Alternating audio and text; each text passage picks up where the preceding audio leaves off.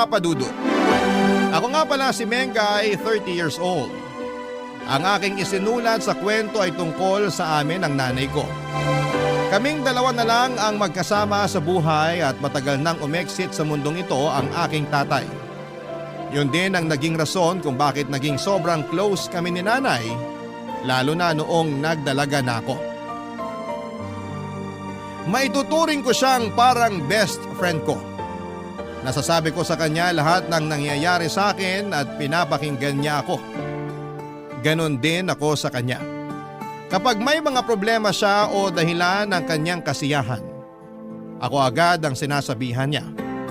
Dahil nga roon kaya siguro ay wala kaming naging ibang mga malalapit na kaibigan dahil sapat na para sa amin ang pagkakaibigan namin bilang mag-ina.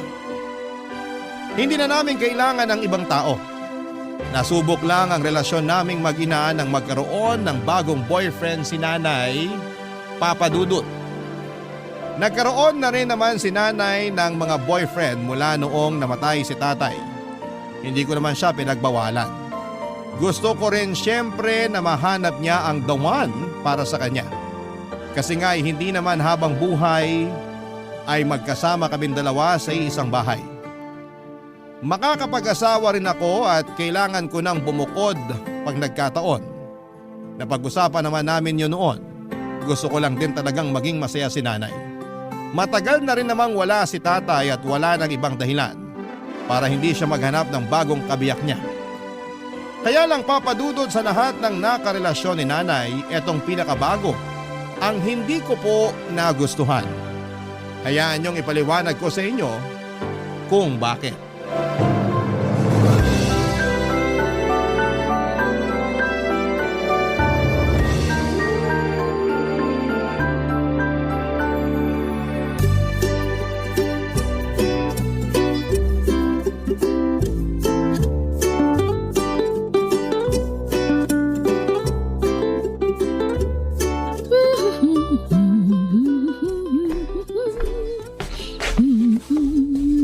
Wow! Mukhang good mood si nanay ah. Ganda pa ng outfit oh. Saan ang punta? Sa Sabado pa. Nagtatry lang ako ng isusuot ko para ready na. Pang Gen Z ang outfit ha? Aba syempre, hindi nila pwede malaman na 60 years old na ako. Kaya ko pa namang lumaban sa mga Gen Z na yan.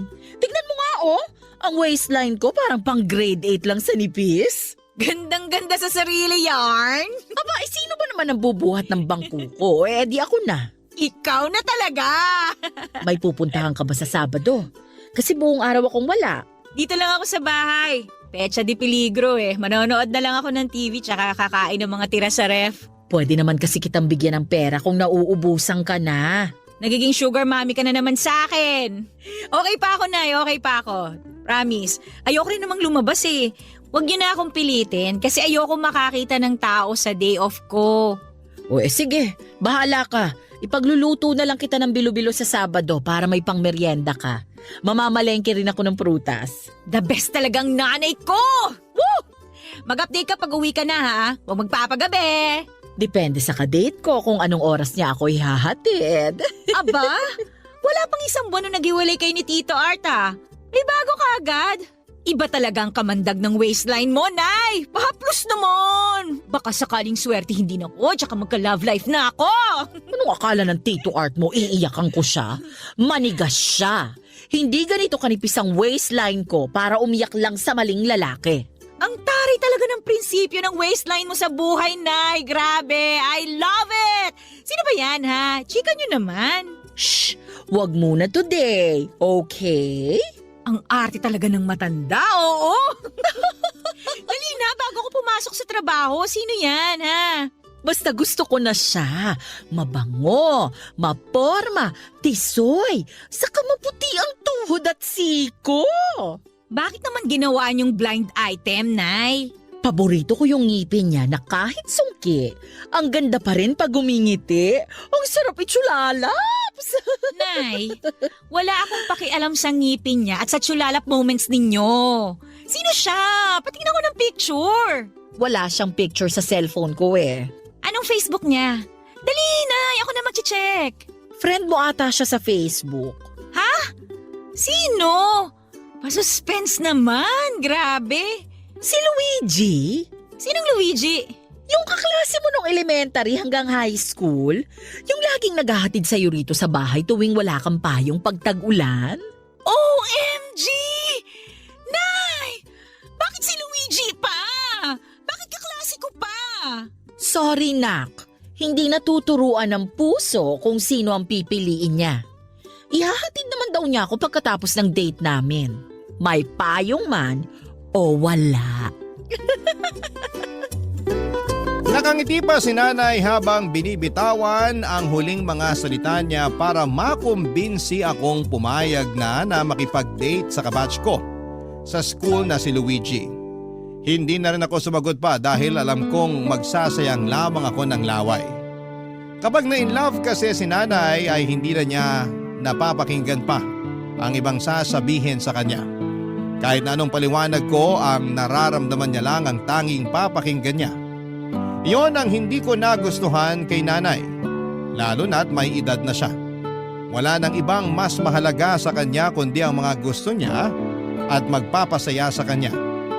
Lagi niyang inilalaban na matanda na siya at malapit nang lumisan sa mundong ito, kaya dapat niya lang gawin lahat ng makapagpapasaya sa kanya. Ano bang laban ko sa prinsipyo niyang yon, Papa Dudut? Mas lalo nga akong walang magiging sagot kapag ginamit na niya ang pagiging nanay niya sa akin.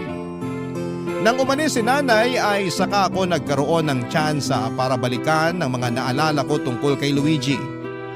Matagal ko na siyang hindi nakita. Graduation pa namin noong high school yung huling beses na magkita kami. Inabutan niya ako ng garland na gawa sa tsokolate. Gawain ng nanay niya. Alam daw kasi niyang mabilis akong magutom tuwing nabubor ako. Kaya ang haba pa ng listahan ng mga estudyanteng gagraduate noon at sinabayan pa ng mga message mula sa mga guro at ibang mga politiko. Baka totoong inaantok na ako noon kung hindi ako inabutan ng makakain ni Luigi. Hindi ko makakalimutan yung moment na yon, sa totoo lang, Papa Dudut. Mabait naman si Luigi. Pero hindi ko lang tanggap na siya ang napisil ng nanay ko na gawing karelasyon. Kaedad ko lamang siya. Bakit naman mas bumaba ang age requirement ni nanay para sa mga jojowain niya? Hindi ko matanggap. Kaya muli ko siyang kinausap noong sumunod na araw para kumbinsihin na hindi sila pwede ni Luigi, Papa Dudut.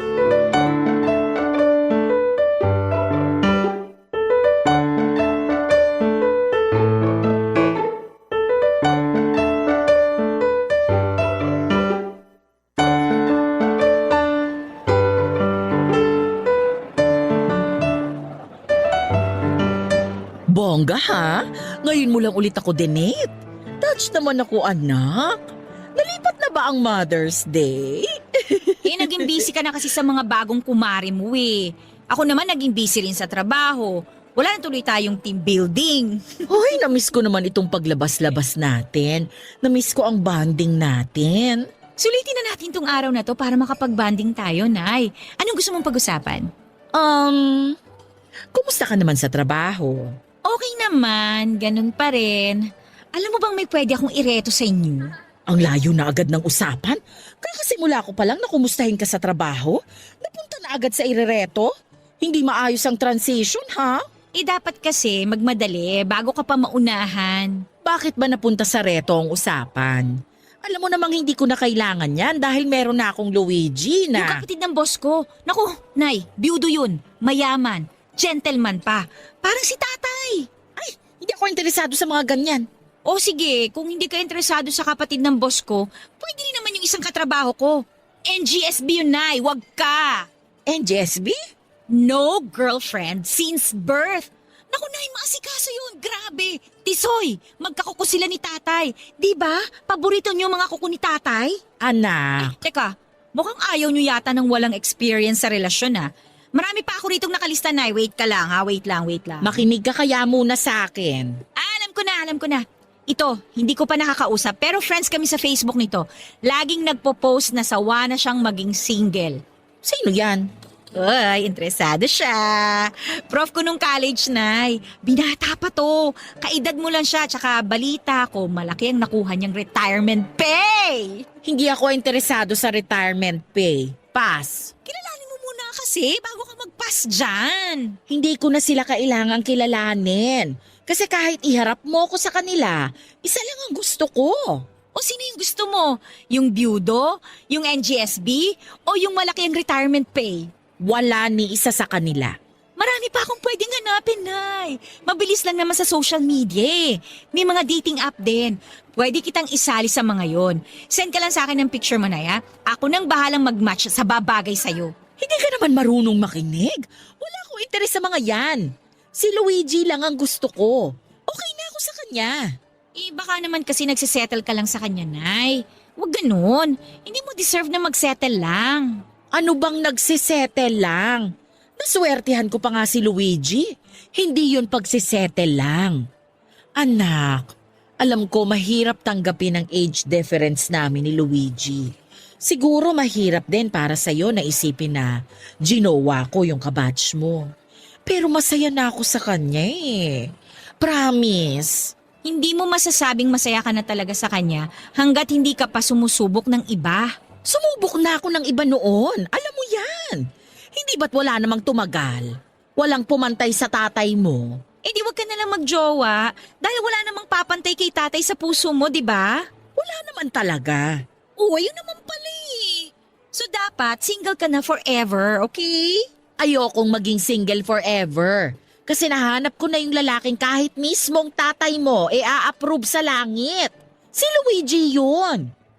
Anak, ngayon lang talaga ako nakaramdam ulit ng ganito.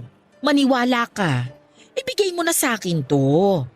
Pero Nay. Anak, umuwi na lang tayo. Baka masira lang tong plano nating magandang bonding. Tara na. Alam kong nagpasensya lang si nanay sa akin noon, Papa Dudut. Ayaw niya lang makipagtalo sa akin. Napilitan na lamang akong umuo sa kanya at naglakad lamang kami saglit sa mall para maghanap ng mga kailangan namin sa bahay. Nilibre ko siya ng ice cream para mabawasan ang inis niya sa akin na hindi niya pinapahalata. Gumanda na rin ang mood ni nanay pagkatapos noon, lalo na noong nabili na namin lahat ng kailangan namin sa bahay.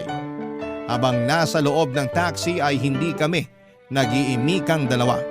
Nakatutok lamang siya sa kanyang cellphone. Alam kong kausap niya si Luigi noon at hinayaan ko na lamang siya. Wala na rin naman ako magagawa pa. Ako naman yung nasira ang mood noon pero hindi ko pinahalata. Naghanap ako ng matamis na makakain sa mga pinamili namin para umayos ang mood ko. Pero hanggang sa makababa kami ng taxi ay hindi nakatulong na pagandahin ng matamis na kinain ko ang mood ko. Hindi ko naman yun pinahalata kay nanay, Papa Dudut. Nagpaalam si nanay na magpapahinga na sa kwarto. Alam kong kahit papaano ay medyo may sama siya ng loob dahil sa pagpupumilit kong ireto siya sa ibang lalaki. Hinayaan ko siyang muli. Tumambay ako sa kusina habang pumapapak ng suha na binudbura ng asukal. Sinabayan ko yon ng nagyayelong tubig. Hawak ko ang cellphone ko at chinek ko, Papa Dudut, ang Facebook ni Luigi. Hinesto ko siyang saglit. Maraming ganap sa buhay niya at mukhang asensado na siya sa larangang pinili niya. Mukha rin siyang masaya. Pinost na nga rin niya ang mga date nila ni nanay. Pumait na naman ang panlasa ko dahil doon. Muli kong binudbura ng asukal ang suha.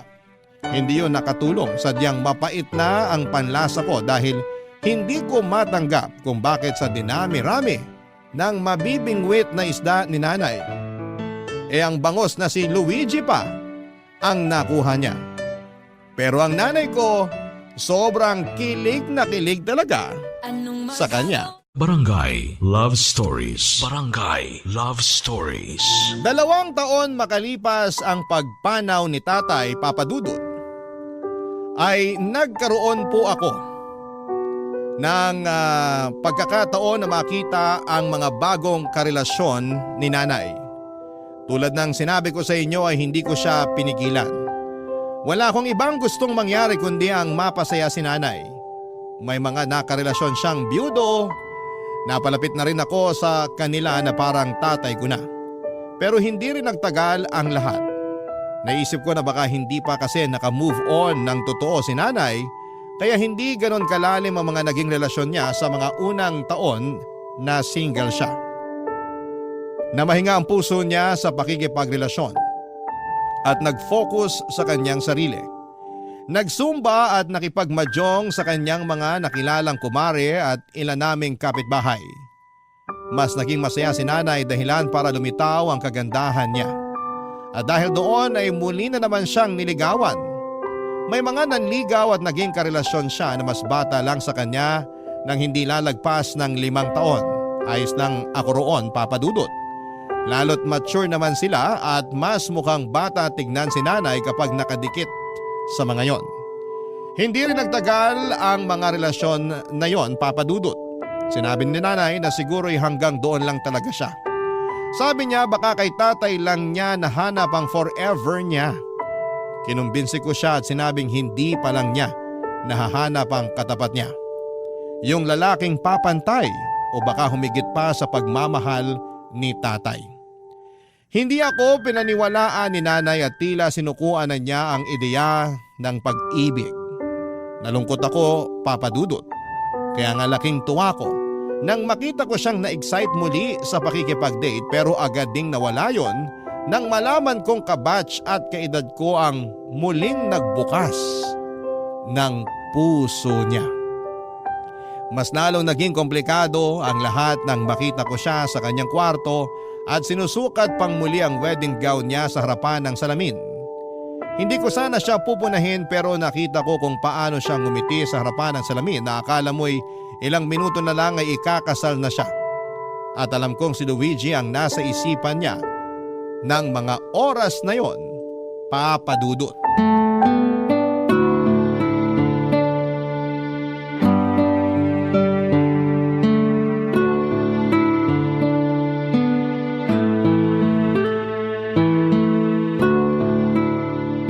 Iba rin talaga ang ngiti. Kala mo mapupunit ang mga labi. Ikaw naman talaga? Huwag ka nga manggulat dyan. Aba, pati hagik-gik parang inaral para magtunog cute ha? Inaaral ba ang hagik-gik? Hindi ka naman marunong humagik-gik ng pademure at cutesy, Nay. Wag nga ako ha, wag ako. Nagbabago kasi ang tao. Masama ba? Masaya lang naman ako. Ay, sana lang hindi dahil kay Luigi. Sorry, pero dahil ito kay Luigi. At dahil ba kay Luigi, kaya mo inilabas ulit yung wedding gown mo? Pwede. Ay, awat na nga yung hagik-gik na yan, ay.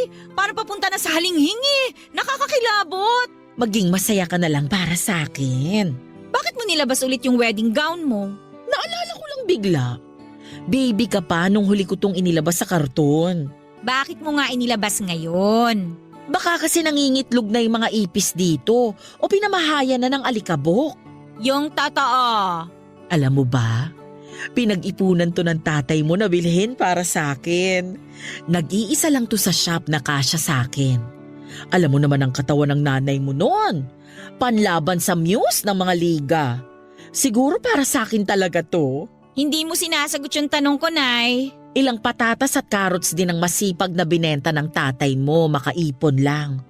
Naaalala ko nga, medyo may lupa-lupa pa tong gown nung inabot niya sa akin. Paano ba naman kasi? Masyadong excited na iabot sa akin. Galing siya sa paghuhugot ng carrots at patatas sa lupa. Hindi ko makakalimutan yon. Talagang nililihis niyo yung usapan, no? Ano ba ulit yung tanong mo? Ay, pasensya ka na. Ang sarap lang kasing balikan ng alaala ng tatay mo at ng gown na ito. Paniguradong mabubura ang mga yan kapag nagplano ka na magpakasal sa iba. Paano mo naman nasabi? Iba kasi ang ngiti mo sa salamin eh. Parang ilang oras na lang at ikakasal ka na. Grabe naman. Yan naman yung hagigik na akala mo teenager na umiibig. Nakakaloka. Umiibig naman talaga ako. Alam mo naman yun. Kay Luigi, Oo. balak nyo na bang magpakasal? Kaya ba nilabas nyo yung gown na yan? OA ka naman, Mengay. Hindi pa nga niya ako inaaya. Pero kung ayain kayo, papayag ka. Oo naman. Hindi ako magsisinungaling sa'yo. Sa totoo lang, hindi naman talaga ang mga itlog ng ipis o alikabok ang dahilan kaya nilabas ko tong gown ko. Alam ko. Hindi ko nga alam kung bakit pati itlog ng ipis dinamay niyo eh. Anak, masaya lang ako. Ngayon ko lang inilabas ang gown ko kasi ngayon lang ulit akong nangarap na maisuot ito pagkatapos pumanaw ng tatay mo. At dahil nga kay Luigi. Oo, dahil sa kanya. Magkano kaya magpa-dry clean ng wedding gown, no? Muling binalik ni nanay ang pagkakatitig niya sa salamin habang nakapatong lang sa kanyang harapan ang kanyang wedding gown. Sabay naming sinipat ang bawat detalye ng gown, Papa Dudut, maski ako ay nagandahan sa gown na yon. May kalumaan ng style, oo, pero wala na kasing gumagawa ng gown na ganon ka-detalyado. Bigla ko tuloy naisip kung paanong pinaghirapan ni tatay na bilhin yon. Nalungkot lang din ako dahil bigla kong na-miss si tatay. Mahiling magregalo ng damit si tatay. Nung graduation ko nga nung elementary ako ay siya pa ang nag-effort na pumunta ng Divisoria para makabili ng pinakamagandang bestida. Pinag-ipunan niya yon, Papa Dudut. Gusto niyang masigurado na ako ang pinakamaganda at mapapansin sa araw ng pagtatapos ko. Parang may kumurot sa puso ko, hindi ganong kadaling palitan ang pagmamahal ni tatay sa puso ko. Para hindi na ako masyadong malungkot ay sinikap kong ibahin ang usapan. Ikinahon ng muli ni nanay ang wedding gown at saka inaya akong lumabas ng kwarto para magmeryenda. Sa sala kami nag-usap. Nilabas niya ang suha at gumawa ng maiinom naming dalawa. Nagkwentuhan kami tungkol sa trabaho ko hanggang sa hindi ko na namalayan na nailiko na niya ang usapan tungkol kay Luigi. Gusto talaga niyang pag-usapan ang bago niyang boyfriend. Wala akong naging takas. Sinabi niyang dadalaw daw si Luigi para magbigay galang sa akin. Natawa na lamang ako sa isipan ko. Kung gusto niyang magbigay galang sa akin, edi sana hindi niya ginawa ang nanay ko.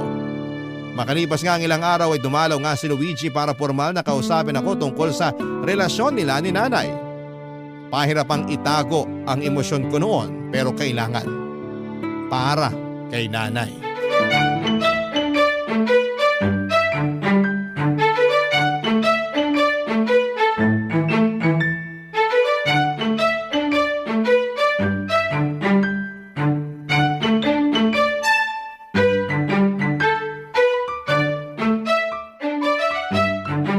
Luigi, siya si Mengay. Nay, magkaklase kami ni Luigi dati. Kahit middle name po niya at mga grade niya sa math, alam ko. Gusto ko lang namang maging formal ang lahat. Hello, Mengay. Ang tagal na nung huli tayo nagkita. Oo nga eh. Matagal-tagal na tayong hindi nagkita o kaya nagkausap man lang. Tapos gugulatin mo ko, jowa mo na pala nanay ko. Sa totoo lang, nagulat din naman ako. Hindi ko talaga alam na may in love ako sa nanay mo. Ako rin kaya. Sa ating tatlo, ako yung pinaka nagulat. Huwag na kayong makipagtalo ha. Ako ang panalo dito. Nagbibiro lang si Mengay ha. Huwag mong masyadong pansinin yan. Parang bagong hasa lagi ang dila niya ni ang talim. Huwag kang mag-alala, sanay na ako, baby. Ganyan din naman siya nung nag-aaral pa kami. Ilang teachers din namin ang pinaiyak niya. Thank you ha. Siguro hindi ko sinasadyang mapaglihian ng kutsilyo nung pinagbubuntis ko siya. Alam mo ba noon, kapag natutulog ako, kailangang may kutsilyong maliit lagi sa tabi ko. Ah, kaya pala matalas dila ni Mengay. Totoo? At matalas din ang paningin ko. Kitang-kita ko kung paano kayo maghawakan ng kamay sa ilalim ng throw pillow ha. Tigilan nyo nga yan. Kalas na, dali. Kadiri. Opo, Nay. Uy. Pasensya ka na ha. Physical touch kasi love language namin pareho ng nanay mo. Lo, hindi ba acts of service ang love language mo, Nay? Ano to, pabago-bago, depende sa magiging jowa? Acts of service din naman. Ang galing pa namang mang-service nitong si Luigi sa akin. Uy, baby, wag kang ganyan.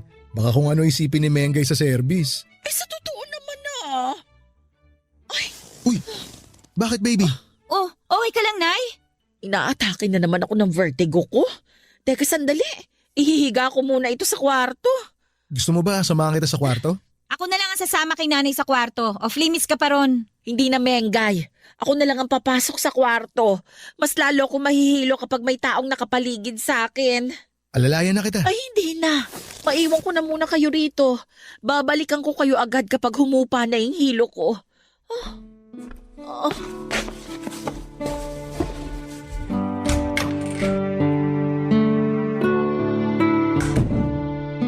Mana ka pala sa nanay mo, no? Paanong mana? Yung vertigo. Hindi ba nung nag-aaral pa tayo, inatake ka rin ng vertigo habang nagre-review tayo nun sa library? Para dun sa science quiz bee natin? Naalala mo pa talaga yun, ha? Sino bang makakalimot dun? Ay, Bakit? nakalimutan mo na? Hindi ko na nga masyadong maalala yun eh. Kapag inaatake ako ng vertigo, hindi ko na maalala yung mga sumunod na nangyari. So hindi mo maalala na napaibabaw ka sa akin dala ng hilo? Tapos, aksidente mo akong nahalikan sa labi. Pagbagsak mo. Nanlaki ang mga mata ko hindi lang dahil sa sinabi ni Luigi kundi dahil bigla kong naalala yung eksaktong nangyari na yon. Nasa library kami at nagre-review. Kaming dalawa lang noon dahil nakimiting ang librarian namin sa ibang mga guro. Pinagkatiwala sa amin ang library dahil maliit lang naman yon at tiyahin ni Luigi ang librarian. Nang tumayo ako para ibalik ang libro sa bookshelf ay bigla akong inatake ng vertigo. Nahalata kagad ni Luigi yon kaya nagmadali siyang harapin ako. Hindi naging maayos ang balanse ko at nabuwal ako sa kanya. Hindi yon napaghandaan ni Luigi kaya na out of balance siya at natumba. Sabay kaming bumagsak sa sahig na naging dahilan para mapaibabaw ako sa kanya at mahalikan ng hindi sinasadya ang mga labi niya. Parang eksena sa isang pelikula ang datingan.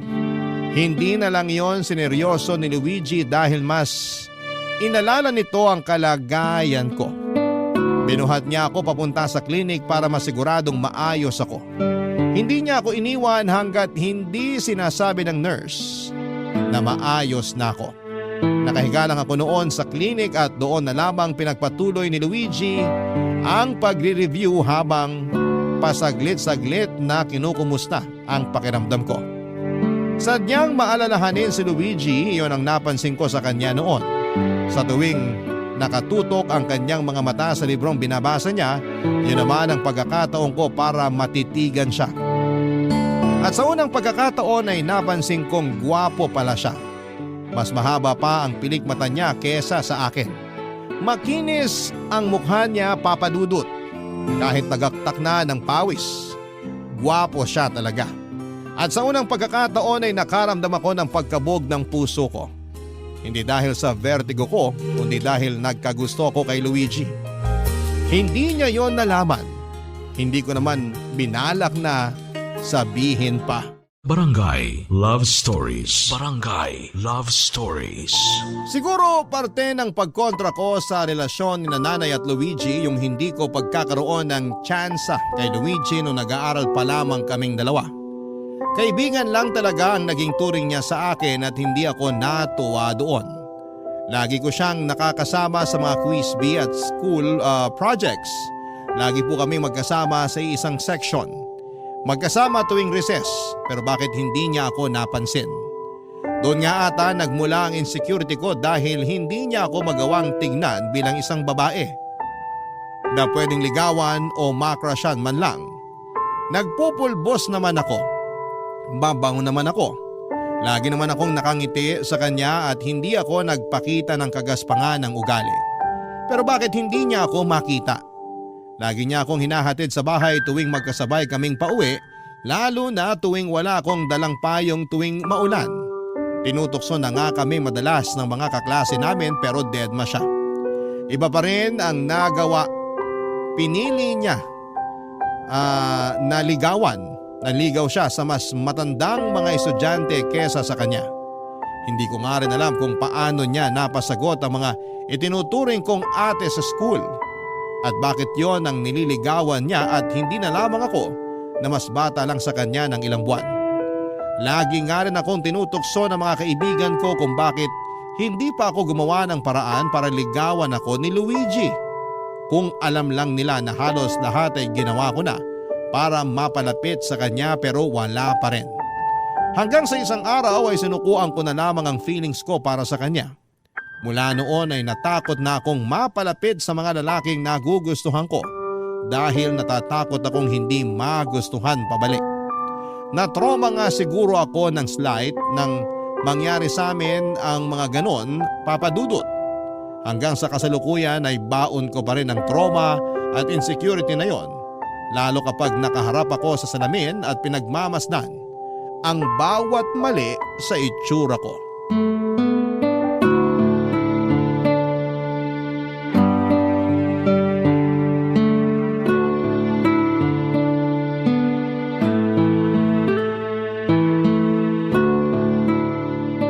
Mag-iisang oras ka nang nakatitig sa salamin, ha?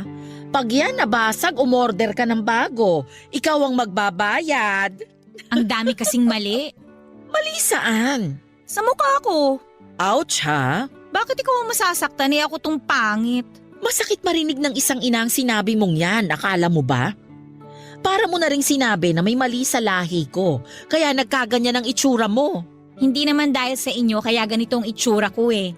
Nakakainis nga kasi ang dami kong pwedeng manahin sa inyo, bakit hindi pa yung mukha nyo? Namana mo naman yung galing ko sa pagsayaw. Ayos na ako ron. Hindi ko naman nagagamit yung talent ko sa pagsayaw sa trabaho, no? Eh di sa TikTok. Nay, hindi naman ako sumasayaw sa TikTok. Nanonood lang ako ron ng mga ganap sa Barangay LS. Ay, naku naman. Ngayon ka pa talaga naging insecure sa sarili mo? Maganda ka naman. Pero hindi kasing ganda nyo, no? Galing ka sa akin. Kaya alam kong parehas lang ang ganda natin. 90% ang itsura ko galing kay tatay. Mukha akong lalaki, Nay. Hoy! Parang iniinsulto mo naman ang tatay mo sa sinasabi mo. Eh bata pa lang naman ako, lagi na lang ako kinukumpara sa inyo eh. Bakit daw mas maganda kayo kaysa sa akin? Di ba raw dapat mas maganda ang anak kaysa nanay? Bakit daw pagdating sa akin, mukha na raw akong latak? Sino nagsabi sa'yo niyan? Mumurahin ko sa chat. Lahat sila! At pinakinggan mo naman. Eh bakit naman hindi? Eh paulit-ulit nilang sinasabi sa akin yun, no? Tapos lahat ng mali sa itsura ko, papansinin nila. Bakit daw bukas na bukas yung pores ko? Bakit daw ang lapad-lapad ng ilong ko? Siguro raw sa lapad ng ilong ko, naaamoy ko na yung magkabilang pisngi ko. Hindi ko na alam kung paano ka kukumbinsihin para mahalin at magandahan ka sa sarili mo. Hindi yun naman po kasi kasalanan. Nasemento lang kasi yung insecurities ko dahil sa mga mapanghusgang tao sa paligid ko. Sorry anak, kung hindi kita napagtanggol sa kanila ha. Ay, kaya siguro ikaw ang nagustuhan ni Luigi eh. At hindi ako. Nagkagusto ka kay Luigi? Dati yun, Nay. Nung nag-aaral pa lang kami. Lagi kasi kaming magkasama nun eh. Tsaka siya lang yung mabait sa akin. Siya lang yung hindi nanlalait sa itsura ko. Mabait talaga si Luigi, ano? Hindi ka galit na nagkagusto ako sa kanya dati? Ay hindi! Bata ka pa naman nun. Normal lang yun. Kilala mo naman ang nanay mo. Mas open-minded pa kesa sa mga nagne-networking. Thank you, Nay, ha? Thank you rin kasi pinilit mong tanggapin ang relasyon namin ni Luigi ngayon. Eh, basta hindi ka niya sasaktan. Ayos na ako dun. Nangako siyang hindi. Subukan lang niya talaga kung di mumurahin ko siya sa chat. Linya ko yan ha. Mag-ina talaga tayo. Halika na muna sa kusina. Ipagbabalat kita ng suha at pinya para mabawasan ang pamamanas ng ilong mo. Nay naman eh! Joke lang.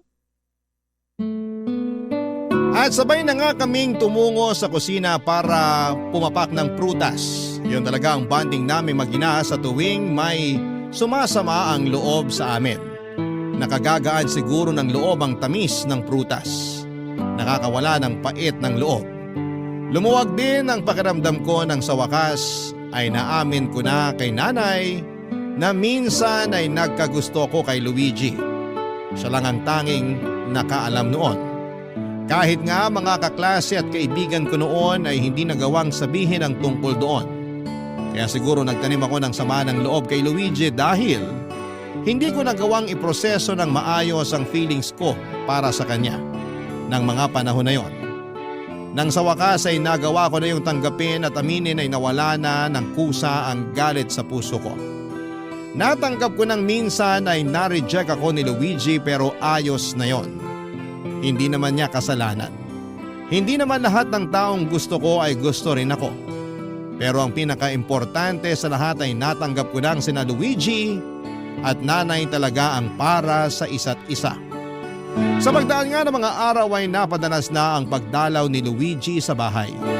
Wala na ako naging problema doon, Papa Dudut. Tulad ng magiliw kong naging pagtanggap sa mga nakarelasyon ni nanay noon, ganun din ang pinakita ko kay Luigi. Ganun talaga siguro kapag natanggap mo na ang sitwasyon.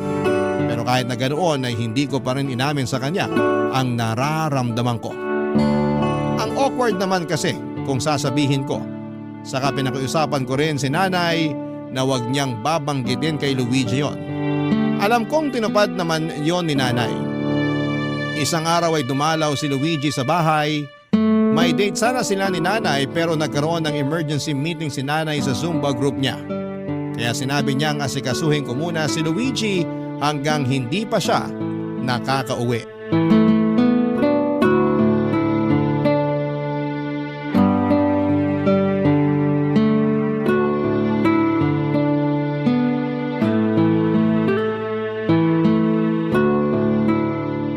Anong oras kaya makakabalik nanay mo? Wait mo na lang text niya sa'yo. Magsasabi naman yun. Ikaw naman, masyado kang clingy sa baby mo ha. Sabado kasi ngayon. Naisip ko lang baka mahirapan kaming makahanap ng sasakyan. Pauwi na yon. Kung sakaling wala kayong masakyan, dito na lang kayo sa bahay mag-date. Tipid pa, di ba? Iwas traffic. Kaso, third wheel ka. Hindi ako magiging third wheel sa inyo, no? Magkukulong lang din naman ako sa kwarto ko at manonood ng paborito kong K-drama. Bakit kasi ayaw mo pang mag-boyfriend? Para hindi sa mga opa sa K-drama ka kinikilig. Ay nako, kung hindi rin naman itsurang opa ang mabibingwit ko, kahit maging matandang dalaga na lang ako. Hindi ko naman iniisip na magiging matandang dalaga ka. Nagulat nga ako nung sinabi ng nanay mo na hindi ka pa raw nagkakaroon ng boyfriend eh. Si nanay talaga, likas ang pagiging marites. Sa ganda mong yan, nakakapagtaka naman kasi talaga. Hindi ako maganda, no? Isang malaking kasinungalingan yan. Hoy, hindi ako nagsisinungaling. Alam mo yan, nung nag-aaral pa nga tayo, di ba ako yung laging nagno-nominate sa'yo para maging muse sa klase natin? Di ba ginagawa mo lang naman yun para asarin ako? Ha? Hindi ah. Kailan pa ako ng asar? Minominate kita kasi naniniwala ako sa ganda mo. Pero wala namang bumoto sa akin noon. Ano ka ba? Ako? Binoto kita. Nangawit na nakakataas kamay ko nun eh. Ikaw lang. Talo talaga ako kung ikaw lang, no? Ang importante, may naniwalang maganda ka. Kalokohan. Alam mo, yan ang kahinaan mo. Hindi mo makita yung ganda mo. Nagtataka nga ako sa iyo eh, kung bakit kailangan mo pang pahiran lagi ng pulbo yung mukha mo. Kasi pinaglihiyang mukha ko sa mantika. Tsaka yung humor mo, nakakatulong sa ganda mo. Gumaganda ka lalo kasi nakakatawa ka. Oo nga no, lagi nga pala kitang napapatawa nung nag-aaral pa tayo. Ikaw nga lang nakakapagpatawa sa akin dati. Yung mga naging girlfriend mo nun, di ka ba nila napatawa? Ano yun, landi-landi lang? Haplusan lang, ganun? Nadali mo. Wala kang kahit isang naging girlfriend doon na napatawa ka? Di nga, seryoso ba? Ikaw sana, kaso… Anong ako sana? Hala, ayan na. Napaamin tuloy ako nang wala sa oras. Paano nga ako? Ay, total matagal na rin naman na yun. Sige, aaminin ko na. Nagkagusto ako sa'yo noon. Kaso parang lagi nababahag buntot ko eh tuwing susubukan kong umamin sa'yo. Nagkagusto ka sa akin? Oo, ikaw ang consistent crush ko nung elementary at high school tayo. Kaso parang hindi mo naman ako type nun. Paano mo naman nasabi? Lahat kasi ng mga lalaki na lumalapit sa'yo nun sinusupladahan mo. Inisip ko tuloy na galit ka sa mga lalaki. Pero hindi ka naman kasali sa sinupladahan ko nun ah. Yun nga eh, sa loob-loob ko, ang swerte ko. Kaya naisip ko na baka kaya hindi mo ako sinusupladahan kasi kaibigan ang turing mo sa akin. Mali ang na-pick up ng radar mo. Mali? Ay, nagkagusto ako sa'yo nun. Kaya lang iba naman yung ginojowa mo eh. Puro yung mga ate sa school natin. Ang gaganda tsaka ang sikat pa ha. Ano bang labang ko sa mga yun? Naisip ko nga baka mahilig ka talaga sa mas matanda sa'yo eh. Mas lalo lang akong tumiklop. Siguro may mommy issues ka, no? Uy, wala ah. Niligawan ko yung mga yon kasi nga sila lang naman yung nagpakita sa akin ng interest dati. Kaya para makalimutan kita, sila na lang yung pinansin ko. Bakit? Bakit hindi mo sinubukan? Lagi naman tayo magkasama, di ba? Flag ceremony, recess, quiz bee, tsaka uwian. Tayo, di ba? Tayo lagi yung magkasama. Bakit hindi ka nagtanong? Sa totoo lang hindi ko rin alam eh. Tulad nga ng sabi ko sa'yo kanina, laging nababahag yung buntot ko. Pero mahalaga pa ba yun? Nakaraan na yun eh. Oo nga, tama ka. Nakaraan na yun. Tapos na yun. Kayo na ni nanay. Masaya na kayo. Ay, pero anong klaseng saya kaya no kung tayo? Napatitig at napanganga ako sa huling sinabi ni Luigi. Pati ako ay napatanong. Paano nga kaya papadudot kung kami? Bigla ako nakaramdam ng hilo pero hindi dala ng vertigo kundi dahil sa halo-halong emosyon. Napasandal ako sa sofa at napatingin sa kisame habang pilit na hinahabol ang mga nangyari.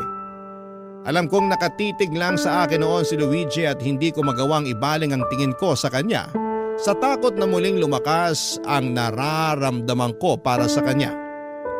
Para akong bumalik bilang kaklase ni Luigi, bilang teenager na lihim na nagkagusto sa kanya. Binalikan ko saglit ang mga naging ala-ala ko noong mga panahong pinipigilan ko pa ang nararamdaman ko para sa kanya. Halos maiyak ako't lalo't parang natuwa ang batang Mengay dahil sa wakas, ang pinapangarap kong Luigi noon ay nagkagusto naman pala sa akin. Aksidente akong napangiti at nahuli yon ni Luigi. Napatawa ito dahilan para mapatingin ako sa kanya. At doon nagsimulang magtitigan ang aming mga mata. Naglapit ang aming mga muka at nagdikit ang aming mga labi.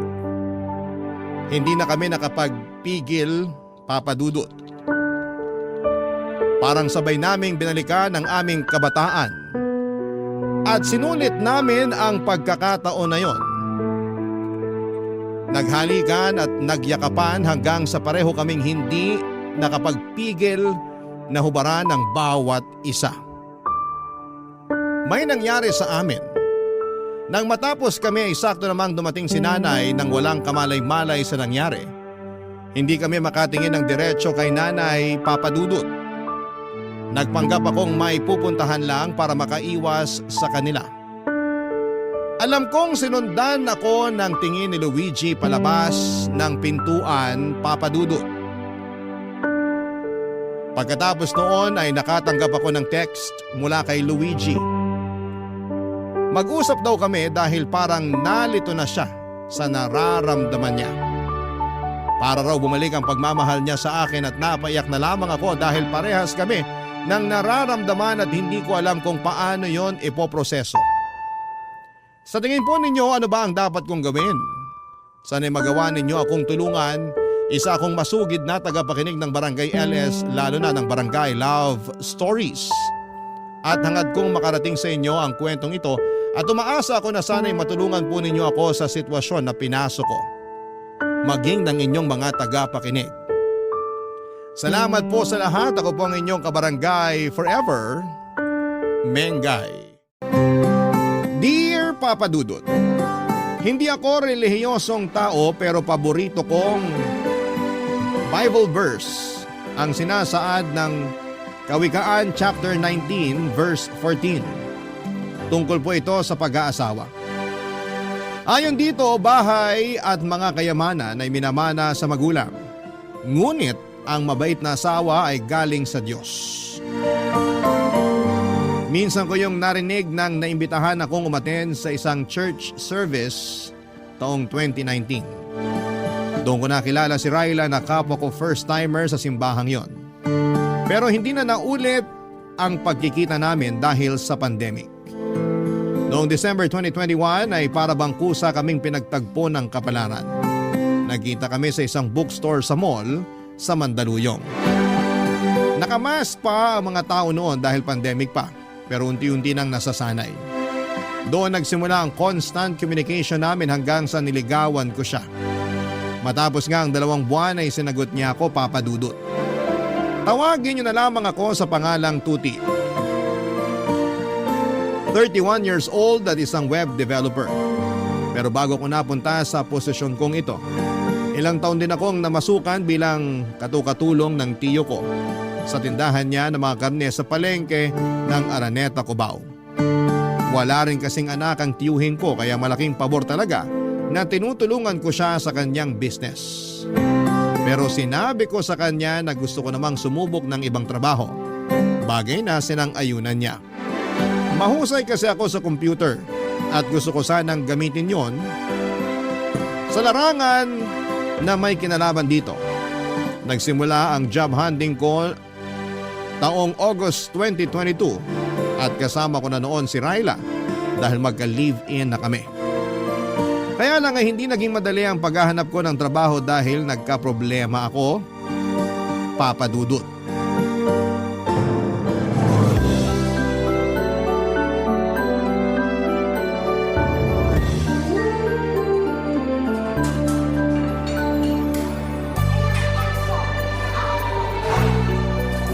Mahal! Mahal, nandito ako! Hi mahal, kanina ka pa ba rito? Mga 10 minutes siguro. Upo ka na, dali. Sige, Nung nalaman ko kasi na tinuloy mo yung pagpunta sa interview mo, nagmadali talaga akong puntahan ka rito sa malapit para abangan ka. O ano, kamusta interview? ayun, ligwak. Ha? Anong ligwak? Hindi ako pasado kasi wala raw silang matinong sagot na nakuha sa akin. Pwede ba yun? Baka sila ang hindi matino magtanong. Matino naman yung mga tanong nila. Ako talaga yung may problema. Kasi parang umurong yung dila ko nung ini-interview na ako. Sakto, mainipin pa naman yung HR manager nila. Kitang-kita ko yung pagsasalubong ng kilay niya habang nakikipagtitigan sa akin at hinihintay ang sagot ko. Bakit? Kinabahan ka ba? Medyo. Nakalimutan ko yung pinractice natin, mahal. Para akong natuod sa pagkakaupo ko. Ang naririnig ko lang nung time na yon ay yung malakas na kabog ng puso ko. Ganyan din naman ako nung unang beses akong interviewin sa trabaho eh. Ayun, di rin ako nakapasa. Sabi nila sa evaluation ko, hindi raw ganun yung klase ng empleyado na hinahanap nila. Dapat daw attentive at may kumpiyansa sa sarili. Isan ko naman uhugutin yun? First time ko nga lang mag-apply, di ba? Pero hindi ko naman na first time. Pangatlong job interview ko na to pero lagi pa rin akong ligwak. Nagkataon lang siguro yun, mahal. Ewan ko. Parang nawawala na ako ng pag-asa na matatanggap ako sa in-applyan kong trabaho. Wag naman. Naniniwala pa rin ako na matatanggap ka. Pero hanggang kailan ko ba dapat subukan? Hanggang matanggap ka. Dapat lalo ka magpursige. Alam ko na pursigido ka naman. Pero habang wala pang tumatanggap sa'yo, wag kang sumuko. Magpatuloy ka lang. Thanks, mahal. Oh, bakit malungkot ka pa rin? Nahihiya na kasi ako sa'yo. At bakit ka naman nahihiya sa akin? Kasi grabe yung suporta mo sa akin. Pinapractice mo ako sa pagsagot ng interview. Tapos kapag wala kang pasok sa trabaho sinasamahan mo pa ako o di kaya inaantay pagkatapos ng interview ko. Katulad ngayon pero Ano? Pero laging bad news yung sinasabi ko sa'yo. Ayoko lang makita na malungkot ka mula sa pagiging excited na malaman kung anong result ng interview ko. Wala namang kaso yun. Normal na reaksyon yun kasi umasa tayo na matatanggap ka. Pero hindi ibig sabihin mawawala na tayo ng pag-asa. Alam mo, nakikita ko sa'yo na determinado ka. Masipag ka rin at matyaga. Siguro sa ngayon pinanghihinaan ka lang ng loob dahil nga sa nangyari kanina sa job interview mo. Pero wag mong hayaan na kainin ka ng pagkabigo mong yun. May kasabihan nga na try and try until you succeed. Hindi ba try and try until you die? Sira, hindi ka pwedeng mamatay. Kailangan mo munang matanggap sa trabaho. Joke lang. Pero thank you talaga kasi ang comforting ng mga sinabi mo. Narealize ko tuloy na tama ka. Dapat subukan ko pa rin. At wag ako basta-basta sumuko. Yan, ganyan nga. Kaya hayaan na muna natin yung nangyari sa interview mo kanina. Kumain tayo ngayon ng masarap, mag-celebrate tayo. Bakit naman tayo magse-celebrate? Hindi naman ako nakapasa. Pero pumunta ka pa rin sa interview. Humarap ka doon kahit kabado ka. Yun palang worth it na para i-celebrate. Kaya wag ka nang kumontra dyan. Ako na bahala, okay? Okay, pero ako na order. Ako na. Steady ka lang dyan. Carry ko na to.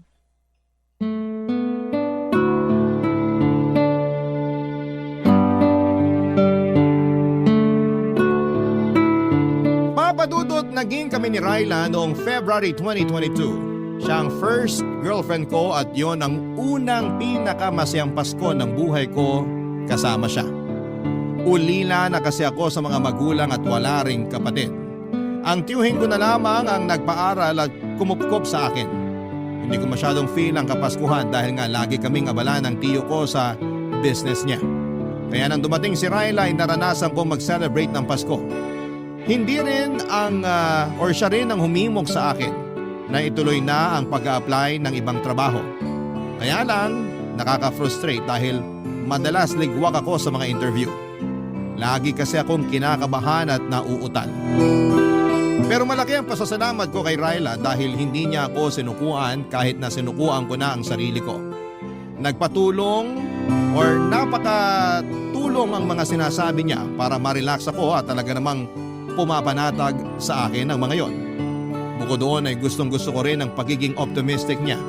Kaya nga hindi nagtagal pagkatapos ng ilang pang mga pagsubok ay natanggap ako sa isang maliit na lending company bilang computer technician. Sobrang saya ni Ryla nang ibinalita ko yon sa kanya at excited siya sa pagsisimula ko sa trabaho. Nang makumpleto ko na ang requirements na kailangan, bumalik ako sa naturang kumpanya upang pumirma ng kontrata. Binigyan na nila kaagad ako ng schedule kung kailan ako magsisimula sa probationary period ko. Papadudot.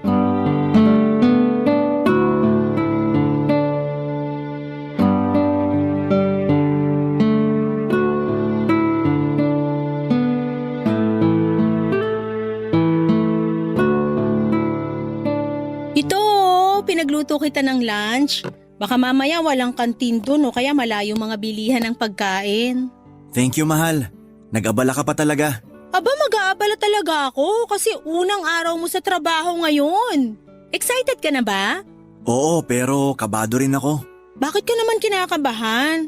Kasi ngayon pa lang ako magtatrabaho sa isang kumpanya.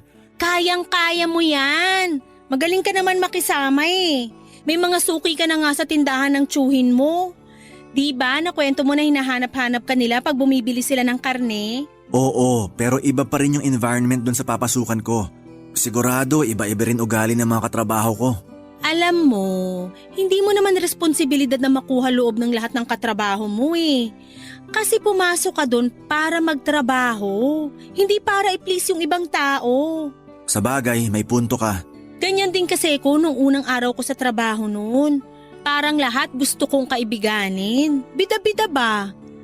Akala ko kasi kailangan yun para magtagal ako sa trabaho o gumanda yung tingin nila sa akin.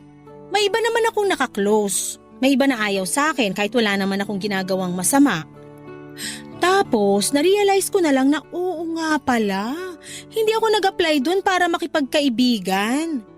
Ayos lang naman na pakisamahan ko sila pero ayoko na uli umabot sa punto na sobra akong invested sa mga buhay-buhay nila. Doon kasi nagsisimula yung chismis. At kapag puro chismis na lang yung inatupag ko, wala na ako natatapos sa mga trabaho ko. Tatandaan ko yung mga sinabi mo. Pero sa pagkakakilala ko sa'yo, hindi ka naman chismoso. Kaya siguro hindi ka masyadong madadala sa mga ganon. Ay, pero teka, alam ko na kung saan ka dapat umiwas. Saan? Di dun sa mga babaeng lalandi sa'yo. May ganun ba dun? Aba oo, talamak yung mga ganun sa trabaho. Kahit nga may asawa na o boyfriend, pag natipuhan ka, lalandiin ka talaga. Haharot-harutin ka.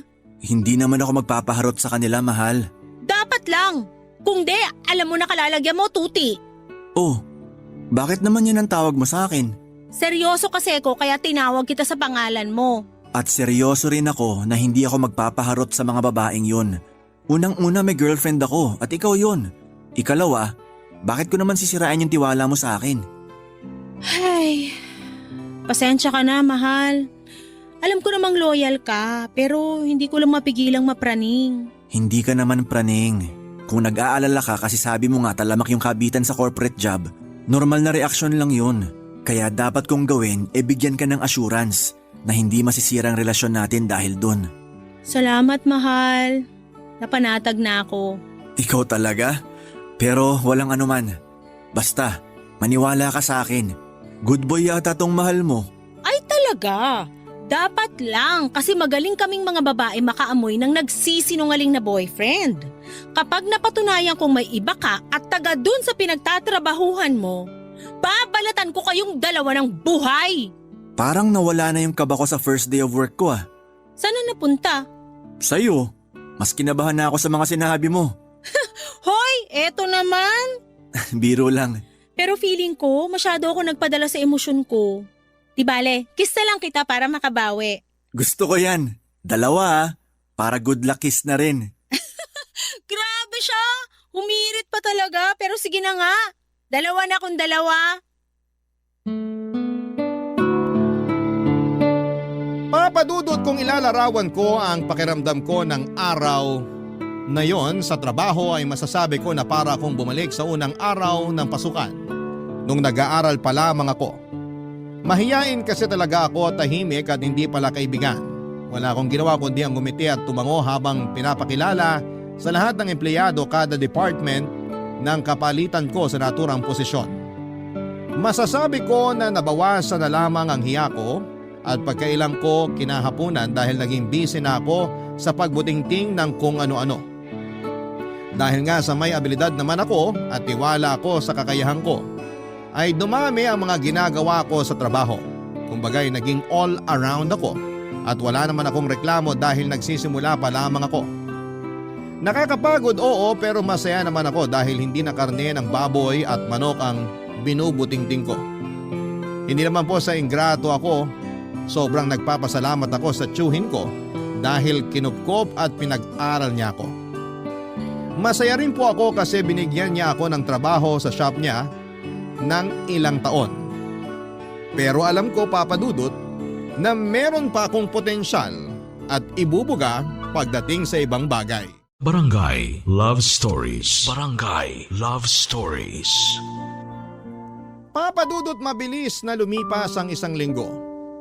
Masasabi ko na unti-unti na ako naging komportable sa trabaho ko.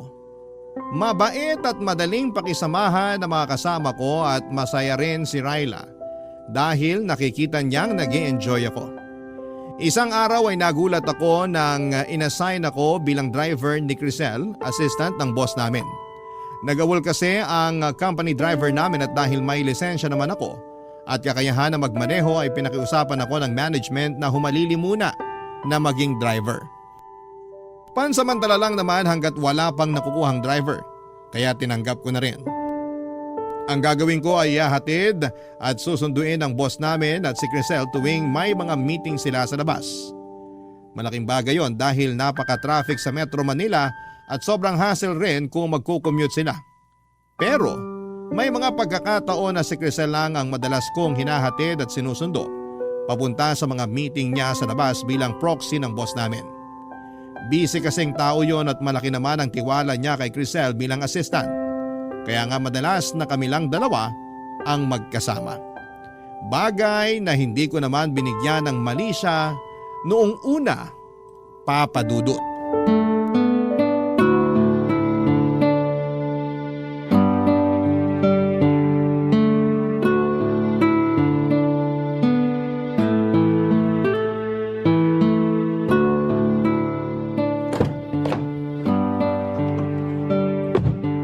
Kumusta po, ma'am?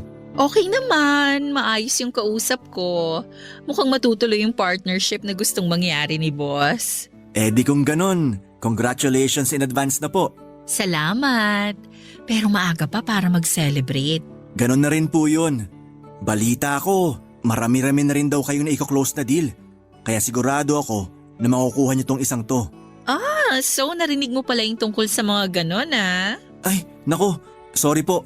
Hindi naman sa pagiging tsismoso. Ayos lang. Alam ko naman na madalas akong pagchismisan sa trabaho. At wala naman akong reklamo doon. Hindi naman po chismis ang tawag kapag mabuti at maganda yung sinasabi nila sa inyo. Tulad nung narinig ko. Mabuti at magandang balita yun. Salamat, Tuti. Ikaw ha, masyado mo namang pinapalaki ang ulo ko. Po? Huwag mo na akong pinupo. 30 years old pa lang naman ako. Sige ka, baka tumanda ako bigla niyan. Okay. Paano? Alis na ba tayo? Mamaya na. Rush hour na eh. Sigurado gapang na naman sa EDSA. Maiipit lang tayo doon. Sa bagay, palipas na lang muna tayo ng ilang minuto. So, kumusta ka naman sa trabaho natin? Ayos naman. Naninibago pero unti-unti ko na rin nagagamay. Normal lang naman yon kasi first job ko pa lang naman to. First job mo? Talaga? Oo, Ano pinagkakaabalahan mo nung hindi ka pa nakakapasok sa amin? tumutulong ako sa meat shop ng tiyo ko sa palengke sa Araneta, Cubao. Tindero ako doon madalas. Talaga? May pwesto pala kayo dun eh. Doon pa naman ako laging namamalengke. Siguro nakabili ka na sa tindahan namin, hindi pa lang tayo magkakilala. Tingin ko hindi pa. Vegan ako eh. Kaya hindi ako bumibili ng karne. Ay, okay. Pero baka mapakain ako ng karne kung ikaw ba naman ang mag-aalok sa akin. Ha? Ang sabi ko, minsan namimiss ko rin kumain ng karne. Sa bagay, 1 taon pa lang naman akong vegan. Mahirap din, lalo't mahilig talaga ako sa pork and chicken. Pero matagal na rin yung 1 taon. Kaya kung ako sa'yo, ituloy-tuloy mo lang, lalo na simulan mo na. Sabi nga ng girlfriend ko, huwag kang sumuko sa bagay na gusto mong makamit.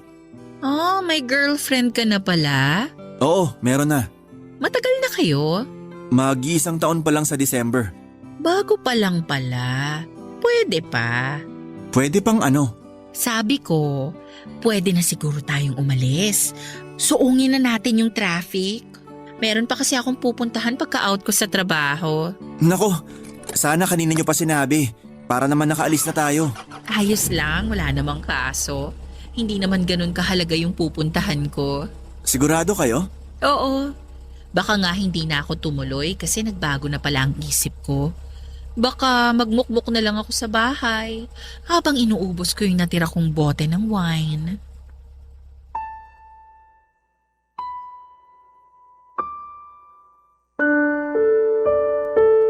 Papadudot dumalas ng dumalas ang pasimpleng hirit ni Crisel sa akin. Kinatagalan ay hindi na ako naging komportable at madalas ay nananahimik na lamang papadudot. Pero makulit siya, maingay at may pagkamaharot. Dati sa likod siya umuupo pero kapag hindi namin kasama ang boss namin sa sasakyan hanggang sa tumabi na siya sa akin sa passenger seat. Hindi ko siya dinadaldal sa buong panahon ng pagmamaneho ko dahil hindi ako ganong klaseng magtrabaho. Kaya nga lagi akong distracted pag panay ang kwento niya. Siguro inaikwento na ni Crisel ang buong buhay niya sa akin, papadudot. May 2 anak daw siya sa dati niyang asawa na nasa poder nung tatay. Hindi naman daw siya malungkot kasi malayo sa kanya ang mga anak niya dahil civil naman sila ng ex-husband niya. Gustong gusto raw niya yung buhay na walang iniintinding iba. Pero binibisita pa rin naman daw niya yung mga bata kapag may okasyon.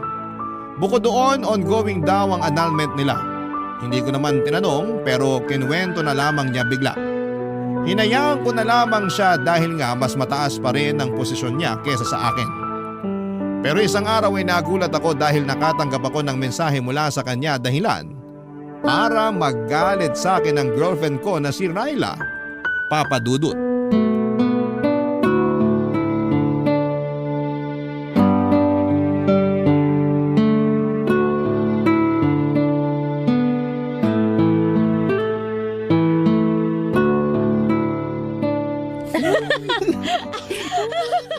Bakit naman eh? Tama na sabi, nakikiliti na ako. Yan kasi, nandaya ka sa game natin. Tapos ayaw mo pang aminin kaya dapat kang parusahan. Gusto ko namang maparusahan mo. Pero hindi naman yung ganito na mamamatay na ako sa kakatawa. Kinakabag na ako tsaka sakit na lang pang ako. Nako, parang alam ko na ibig sabihin ng ngiti mong yan, mahal. Aba dapat lang. Hindi lahat ng gusto ko kailangan sabihin ko. Dapat ramdam mo na yon. Uy, may nag-text sa'yo. Sino raw? Basahin mo nga. Unknown number eh. Ang sabi. Aray ko naman, mahal. Bakit ka ba namamalo? Dapat nga sikpain ko pa mukha mo eh! Sino to nag-text sa'yo? Bakit ganito mag-text to? Ha? Tingin nga. Ayan, basahin mo! Ang sabi, I love you daw! Sino yan? Hindi ko kilala to, mahal. Kilala mo to! Imposibleng random text to! Sino yung sabi eh? Baka na wrong send lang.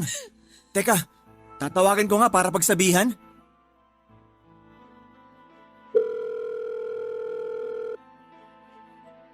Hello? Ma'am Crisel?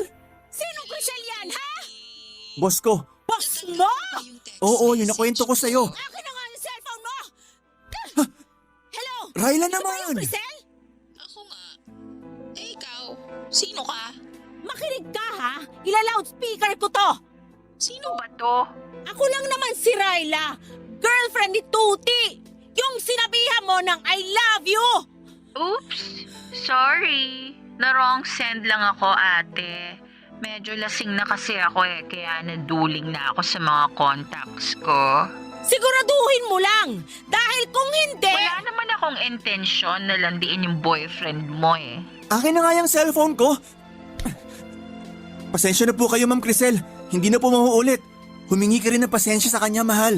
Ayoko! Bakit ako hingi ng pasensya dyan? Raila naman. Alalahanin mong boss ko pa rin to. Pasensya na! Walang problema. Basta next time, dahan-dahan sa pagiging palengkera ha. Ang cheap mo kasing pakinggan kanina O siya, bye! At ako pa talaga yung cheap na palengkera? Ang kapal ng mukha! Mahal, huminahon ka nga muna. Paano ko hihinahon na nakakabastos yung Crisel na yon? May I love you pang nalalaman? Akala ba niya naniniwala ako sa kanya na wrong send lang siya? Malay mo nagsasabi naman siya ng totoo. Tsaka base sa boses niya, mukha siyang lasing. Baka naman lasing-lasingan para maharot ka niya. Umamin ka nga. May namamagitan ba sa inyo ng babaeng yon? Siyempre wala.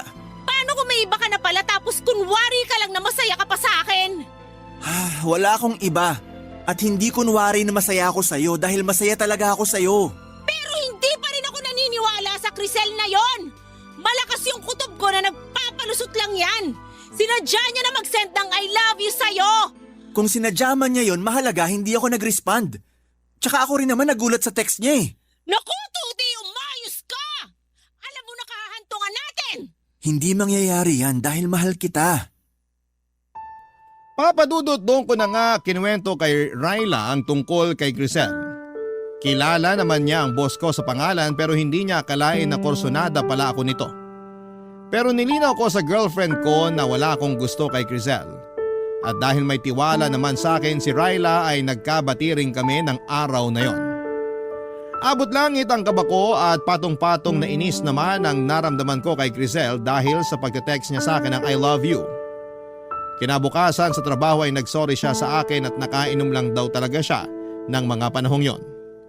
Akala ko ay okay na pero hindi pa rin pala, papadudot. Alam ni Crisel na may girlfriend na ako pero hindi pa rin siya tumigil sa kakalandi sa akin.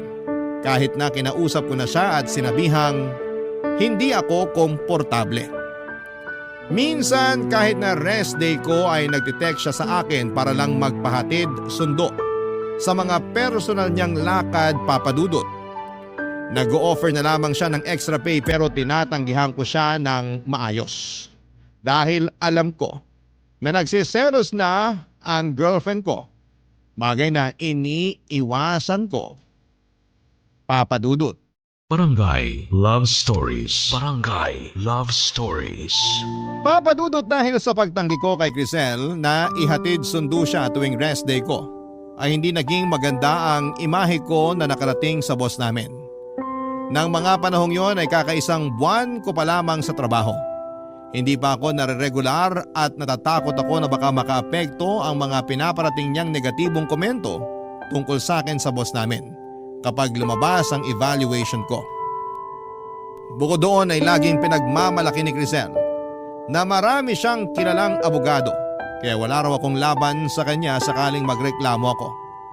Kaklose din niya ang karamihan sa mga katrabaho namin at kampi ang mga ito sa kanya. Sa katunayan, may isang beses na narinig kong pinagchichismisan nila ako. Nagsipulasan na lamang sila noong makita akong dumating at dahil maliit lang naman ang opisina namin ay talaga namang dama ko kapag meron silang pinag-iinitang empleyado. Isang araw ay hindi na ako nakatiis kaya kinausap ko na nga si Crisel. Papa Dudut.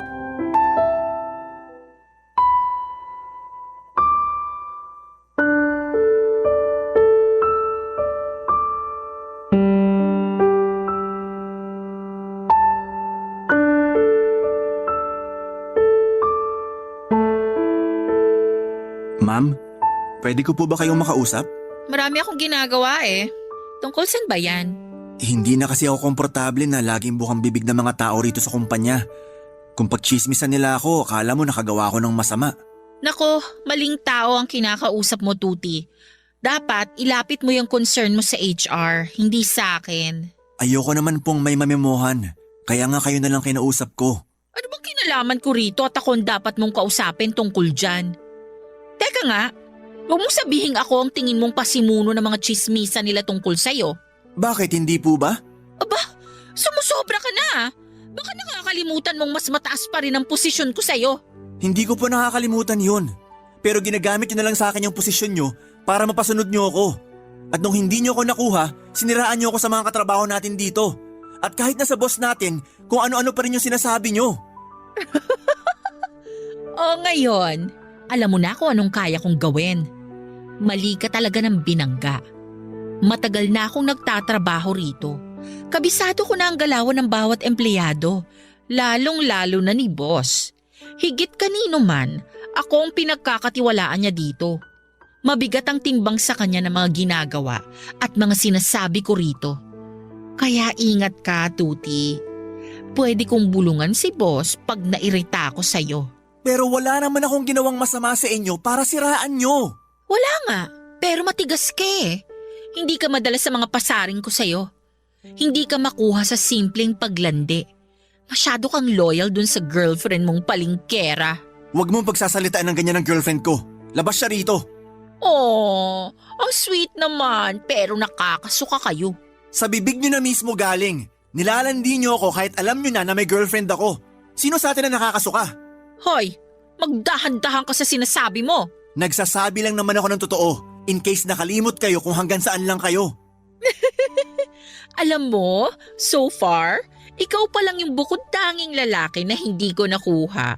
Lahat kasi ng nilandi ko, bumibigay sa akin. Pero ikaw, mailap ka. Bakit ba kasi masyado kang loyal sa girlfriend mo? Kasi mahal ko si Ryla. Ay, hindi naman totoo yung pagmamahal na yan. Napatunayan ko ng hanggang salita lang yan. Sa una lang yan masaya, pero sigurado ako na sa bandang huli, masusuka ka na sa umay. Sigurado ako, iiwan ka rin ni Ryla. Kasi, ganyan ka lang. Anong ganito lang ako? Yung walang binatbat, walang ipagmamalaki. Yung tipong dehado pa na maregular sa trabaho. Kaya sigurado ako na kapag hindi ka natanggap dito, back to zero ka na naman. Wala kang karapatang sabihin yan. Hindi mo ako kilala. Hindi na kita kailangang kilalanin ng husto para masabi ko na wala kang kwenta. Kilala na kita dahil inoobserbahan kita. Di ba ilang job interview na ang binagsak mo bago ka nakapasok dito sa amin? Paano mo nalaman yan? Siyempre, close ko yung HR dito. Close ako sa lahat ng empleyado ron. Kaya marami akong alam sa'yo. Pero hindi naman basihan yun para tratuhin mo ako na para bang wala na akong mararating sa buhay. Mas malayo ang mararating mo sa buhay kung papayag kang makarelasyon ako. Pwede kitang ilakad sa boss natin para mapabilis ang evaluation mo. Mare-regularize ka. Tapos, kukumbinsihin ko siya na i-promote ka para tumaas agad ang sahod mo. Lahat ng yon, kayang-kaya kong gawin. Basta pumayag ka lang sa gusto kong mangyari. Ayoko. Hinding-hindi ako papayag sa gusto mo. Eh di sige. Ikaw ang bahala. Pero tandaan mo, Ikaw din ang kawawa. Minsan kasi, dalasan mo rin yung paggamit dyan sa utak mo. Wala kang mararating kung puro ka na lang puso. Papadudot ang mabuting intensyon ko na kausapin ng maayos si Crisel at ipaliwanag ang nararamdaman ko tungkol sa buong sitwasyon namin ay minasama niya. Hindi ako natuwa sa nangyari pero mas may ikinagalit pa ako. Yon ay ang matapos niyang totohanin ang sinabi niyang mas sisiraan ako. Hindi lang sa boss namin kundi sa lahat ng kapwa namin empleyado sa kumpanya. Ang sama-sama ng loob ko noon kay Crisel at kahit na ayaw kong magpaapekto ay hindi ko pa rin naiwasan. May isang beses na kinausap na ako ng boss namin para pagsabihan tungkol sa mga sumbong at paratang ni Crisel sa akin at hindi naman ako nakasagot kasi biglang bumalik yung nararamdaman ko tuwing may job interview ako. Yun bang kinakabahan at nauutal. May mga araw din na para bang ayaw ko nang pumasok sa trabaho at lahat ng yon ay naikwento ko kay Ryla. Galit na galit ang girlfriend ko. Nagsabi rin ako sa kanya na gusto ko na lamang mag-resign. Inunawa ako ni Ryla at sinuportahan niya ang desisyon ko. Mabilis nga na lumipas ang 1 linggo at nagulat na lamang ako dahil biglang sumulpot sa nirerentahan naming apartment si Crisel, papadudot.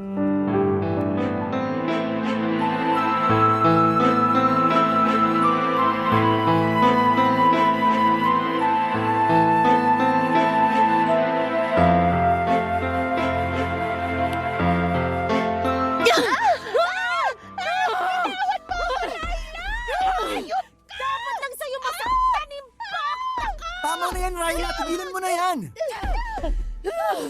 Bakit mo ba ako inaawat? Hindi pa ako tapos sa babaeng yan! Ayoko lang magkasakitan kayo. Magkakasakitan talaga kami kasi ang kapal ng mukha niya pumunta rito! Mas makapal ang mukha mo! Anong sinabi mo? Mahal naman. Nakakabwisit! Ano ba kasing ginagawa niya dito? Bakit ka ba kasi pumunta rito sa apartment namin, Crisel? Tsaka paano mo nahanap tong address namin? Eh di tinanong ko sa HR, tanga! Hoy! Bawal yung ginawa mo! Wala ka nang pakialam doon! Bubunutin ko talaga lahat ng buhok mo sa anit eh! Mahal, huminahan ka nga muna. Hindi mo pa sinasagot yung tanong ko. Bakit ka pumunta rito?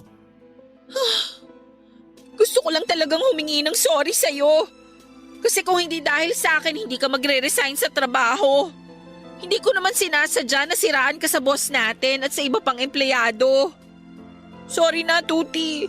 At sa palagay mo, may magagawa pa yung sorry mo? Hindi ikaw ang kinakausap ko kaya manahimik ka. Paano kung sabihin kong ayoko? May magagawa ka ba? Ay, kahit kailan talaga wala kang class. Ang ingay mo? Ikaw ang walang class! Malandi ka! Ano sabi mo? Sandali, okay? Hindi tayo magkakaintindihan kung ganyan kayo eh. Ikaw, Crisel, kung yun lang naman pala pinunta mo rito, nag-abala ka pa talaga. Nakukonsensya kasi ako. Hindi ako pinapatulog sa gabi tuwing naaalala ko yung nangyari. Kaya nga sinabi ko sa sarili ko na gusto kitang makita para naman makahinga ako ng tawad sa'yo ng personal. Okay na yon. Pinapatawad na kita. Ganun lang yon? Patatawari mo agad yung haliparot na yan? Hoy, Tuti! Parang wala naman yata sa lugar yung pagiging mabait mo. Sa kanya na mismo nang galing, siniraan kanya sa boss nyo at sa lahat ng tao sa trabaho, kaya ka napag-initan! Oo nga. Pero para matapos ng lahat at umalis na si Crisel dito, sige, handa naman akong patawarin siya. Ewan ko sa'yo! Para naman nagtatanga-tangahan ka! Makakaalis ka na, Crisel. Huwag ka na rin magpapakita sa amin. Teka lang, sandali! Ano mo bang kailangan mo? Pinatawad ka na ng boyfriend ko! Umalis ka na dito! Teka, madaling-madali ka naman na umalis ako. Aalokin ko pa nga si Tuti na bumalik sa amin para magtrabaho. At bakit naman niya gagawin yon? Para maging personal driver mo? Tapos magpapahatid sundot ka? Ryla, huwag ka naman magsalita ng ganyan. Ang kapal kasi ng mukha niyang babaeng yan eh! Sige na kasi. Umayag ka na, Tuti. Sorry, pero ayoko na ulit bumalik sa kumpanya na yon. Kaya makakaalis ka na. Tanga lang ang tatangge na hindi bumalik doon. Huwag kang ang tanga, Tuti. Hindi nga raw, di ba? Bingi ka ba? Hindi ka makaintindi?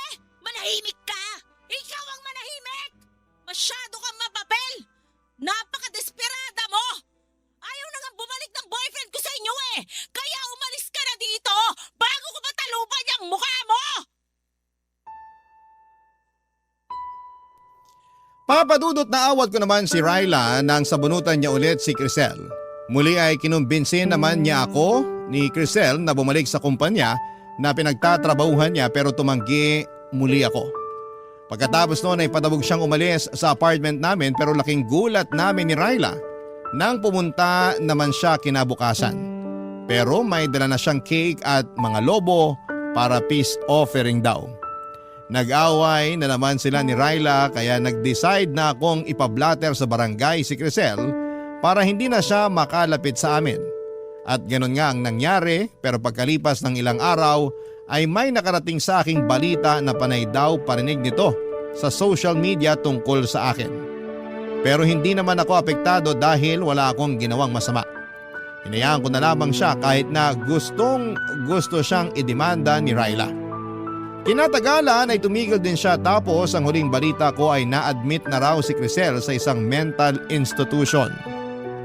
Thankful ako na hindi rin ako na regular sa kumpanyang yon dahil yung mga sumunod ko namang inaplayan ang siyang pinagtatrabahuan ko na sa ngayon bilang web developer. Sabi nga ni Ryla, redirection daw ang tawag doon kasi alam ng Panginoon na mas may better place pa para sa akin kesa sa lugar na iniwan ko. Kaya nga payo ko sa mga kabarangay natin ay huwag matakot sumubok at huwag din kaagad sumuko. Mabalik tayo doon sa paborito kong Bible verse na tungkol sa pag-aasawa. Yun kasi ang bukang bibig sa akin ni Ryla matapos niyang mag-yes sa wedding proposal ko sa kanya nitong Valentine's Day ng 2024. Sinabi niya sa akin na nahanap na raw niya ang kanyang Kawikaan 19 verse 14 sa katauhan ko. At sa susunod nga na taon ay plano na naming magpakasal ng babaeng pinakamamahal ko na walang iba kundi si Ryla. Hanggang dito na lamang po ang sulat ko, Papa Dudut, at maraming salamat po sakaling mapili po ninyong i-ere sa programa ninyong Barangay Love Stories. God bless po and more power sa inyong istasyon. Ang inyong forever kapuso at ka-barangay, Tuti.